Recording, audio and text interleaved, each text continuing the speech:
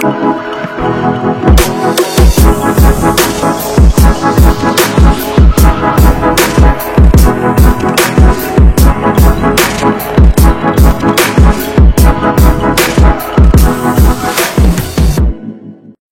teman-teman, kembali lagi dengan saya Arif Prastiawan. Jadi hari ini saya mau mengulas bisnis yang mengikuti tren. Artinya, apakah bisnis yang mengikuti tren itu bagus untuk dijalankan? Seperti yang kita ketahui teman-teman. Jadi beberapa tahun yang lalu kita melihat bisnis-bisnis yang cukup viral seperti es kepal Milo, kemudian juga Thai tea, ada juga es oyen dan bisnis yang tren-tren di bidang kuliner maupun di bidang fashion. Nah, apakah bisnis tersebut memberikan perspektif yang cukup bagus untuk dijalankan di kemudian hari? Maka tonton video ini sampai habis dan terima kasih telah menyaksikan.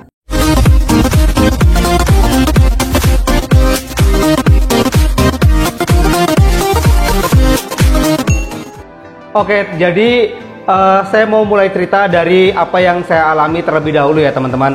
Untuk tahun 2017 saya mulai untuk mengembangkan bisnis di luar dari air ticket ataupun travel agent. Nah, ada beberapa informasi ataupun statement yang mungkin beberapa kali kita dengar bahwa seorang itu tidak bisa disebut sebagai seorang pebisnis apabila hanya memiliki satu bidang usaha saja. Oleh karena itu saya termotivasi untuk membuat bisnis yang lain yang mungkin waktu itu saya pikir bisa mendatangkan income di luar dari travel agent. Nah, kemudian saya anggarkan sekitar 50 juta untuk membangun sebuah bisnis di bidang kuliner. Nah, saya putuskan untuk membuat bisnis es oyen. Waktu itu 2017, bisnis ini masih cukup sangat populer di kalangan mahasiswa dan masyarakat sekitar. Ini bisa dilihat dari jumlah pembelian yang terus naik karena memang waktu itu lagi zaman bagus-bagusnya untuk usaha di bidang kuliner. Nah, kemudian saya coba untuk membuka di luar provinsi Sumatera Selatan. Pertama, saya membuka 2 cabang di sekitaran wilayah kampus Unsri Indralaya. Kemudian saya coba untuk membuka di wilayah sekitar Universitas Lampung.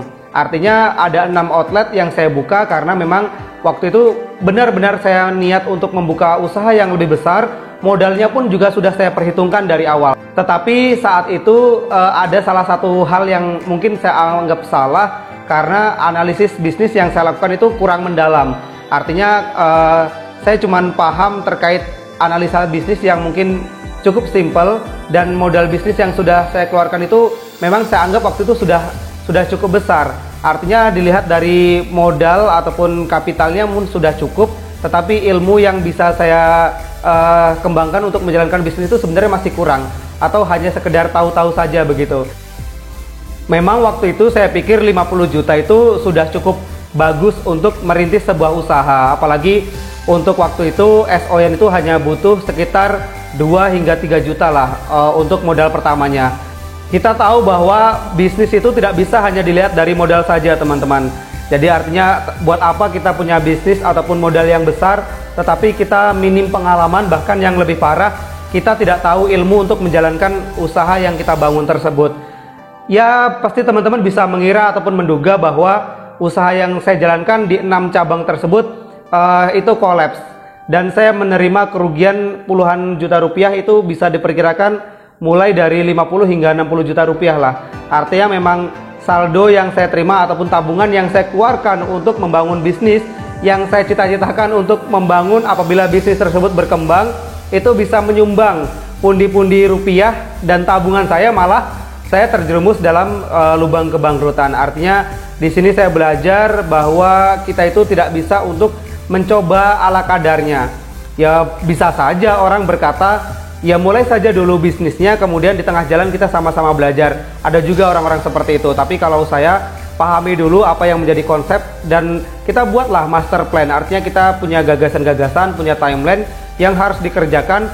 Kemudian di tengah kita menjalankan rencana bisnis tersebut, kita juga harus terus belajar. Karena pengalaman di lapangan itu sangat fleksibel teman-teman, bisa berubah kapan saja. Artinya kita dituntut untuk terus aktif, sigap untuk menentukan suatu keputusan untuk menunjang bisnis yang kita jalankan. 1 bulan setelah bisnis kolaps, saya cukup meradang.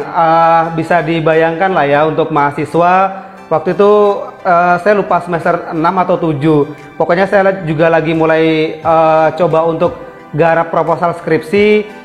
Waktu itu karena gini loh, jadi pemikiran sesimpel bahwa ketika saya sudah wisuda, saya punya ladang bisnis dan penghasilan sendiri. Awalnya kan memang semua mahasiswa berpikirnya seperti itu.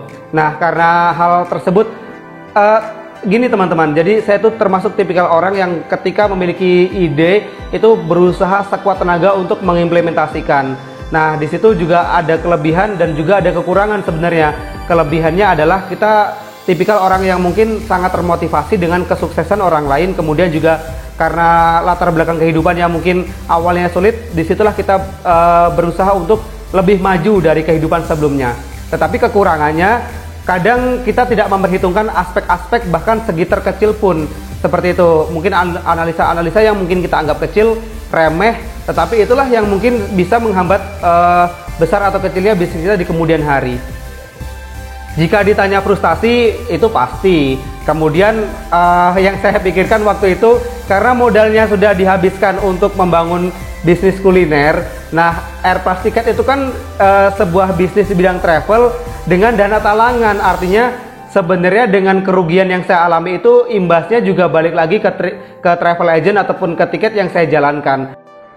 Nah, jadi kalau misalnya masih ada yang bertanya apakah bisnis di bidang kuliner itu atau salah. Jadi apakah bisnis yang mengikuti tren itu worth it nggak dijalankan? Kalau saya pribadi, ini truly ya berdasarkan pengalaman saya pribadi dan ini hanya berdasarkan asumsi ataupun pendapat saya pribadi. Teman-teman bisa pakai ataupun tidak juga tidak masalah sebenarnya. Nah begini, untuk bisnis di bidang kuliner itu kurang tepat kalau kita mengikuti tren. Kenapa? Karena ya kita bisa tahu lah teman-teman, dulu es kepal Milo ketika lagi tenar, semua orang hampir membuka gerai es kepal Milo. Bahkan di kampus Unsri itu ada 10 lebih gerai es kepal Milo yang pernah saya lihat begitu. Padahal waktu itu kan kita juga belum tahu bagaimana prospek kedepannya kan. Nah kemudian Thai Tea ini lebih lumayan prospek lah dibandingkan es kepal Milo. Artinya Thai Tea ini lebih lama dibandingkan, matinya itu lebih lama dibandingkan es kepal Milo.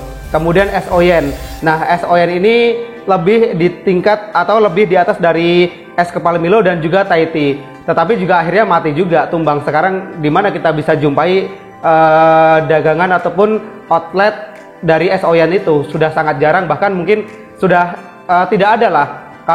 Kalau teman-teman mahasiswa di Universitas Sriwijaya mungkin dulu ya di pelataran Amanah itu sekitar depan gerbang Unsri itu banyak sekali outlet kuliner baik dari es kepal Milo maupun Thai Tea atau es Oyen. Nah sekarang gimana bisa dilihat bisnis-bisnis tersebut mungkin sudah tidak ada karena memang bisnis tersebut hanya bisnis yang mengikuti tren.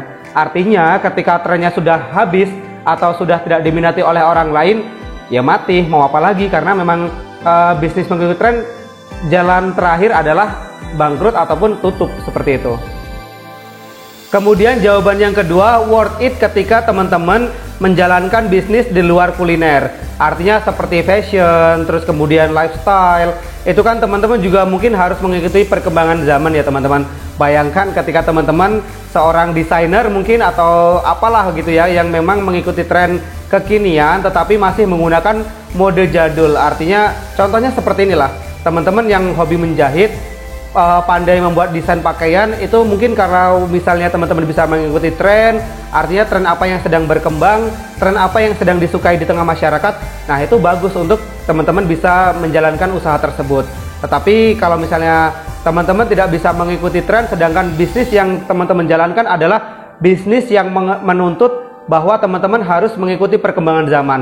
Nah ini teman-teman akan tertinggal dari orang-orang yang memiliki visi atau visioner lebih daripada teman-teman. Artinya teman-teman mengikuti perkembangan zaman itu akan lebih mensupport dari bisnis yang teman-teman jalankan. Itu ada dua sisi. Jadi di bidang kuliner saya sangat tidak merekomendasikan teman-teman menjalankan usaha ataupun bisnis yang mengikuti tren. Kemudian di bidang fashion ataupun lifestyle itu mungkin saja masih mendominasi ataupun masih sangat prospektif untuk dijalankan di kemudian hari.